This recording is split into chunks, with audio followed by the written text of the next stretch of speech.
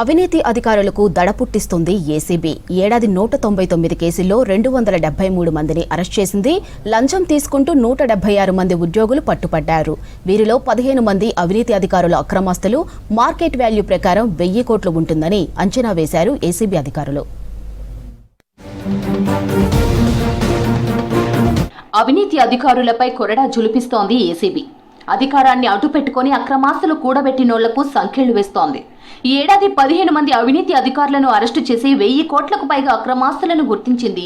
డాక్యుమెంట్ల ప్రకారం వీళ్ల అక్రమాస్తుల విలువ 96.14 కోట్లే ఉన్నా ప్రస్తుత మార్కెట్ వాల్యూ ప్రకారం 1000 కోట్లకు పైగా ఉంటుందని అంచనా. ఒక్కో అధికారి దగ్గర 20 కోట్ల నుంచి 100 కోట్ల వరకు ఉన్నట్లు గుర్తించింది. 2025 ఏడాది మొత్తం 199 కేసుల్లో 273 మందిని అరెస్టు చేసింది ఏసీబీ.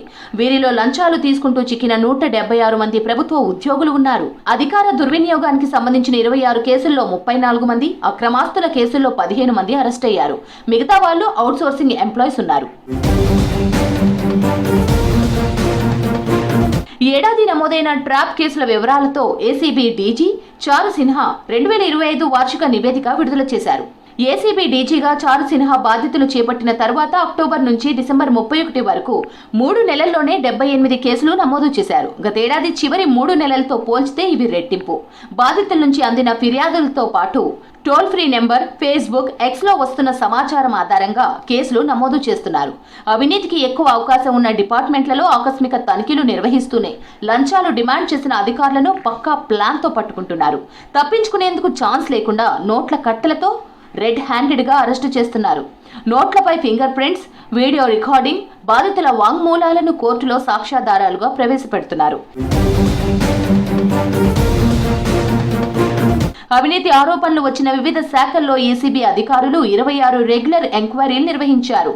సబ్ రిజిస్ట్రార్ కార్యాలయాలు, ఆర్టీఏ చెక్ పోస్టులు, వివిధ సంక్షేమ హాస్టళ్లు సహా పలు ఆఫీసుల్లో ఆకస్మిక తనిఖీలు చేశారు. 158 ట్రాప్ కేసుల్లో లంచంగా తీసుకున్న 57.17 లక్షలు సీజ్ చేశారు. ఇందులో 35.89 లక్షలు ఫిర్యాదుదారులకు తిరిగి అప్పగించారు. నిందితులు 158 మందిని రెడ్ హ్యాండెడ్ గా అరెస్టు చేశారు. మరోవైపు 115 కేసుల్లో నిందితులను విచారించడంతో పాటు ఛార్జ్ షీట్లు దాఖలు చేశారు. 73 మంది అధికారులకు ప్రాథమిక ఇండక్షన్ శిక్షణ నిర్వహించారు. నిందితులు అనుమానిత అధికారుల ప్రొఫైల్స్ తయారీ, నిఘా పద్ధతులు, బినామీ ఆస్తుల చట్టం, ఆర్థిక లావాదేవీలను గుర్తించడంతో పాటు ప్రజల్లో అవగాహన కలిగించామన్నారు ఏసీబీ అధికారులు.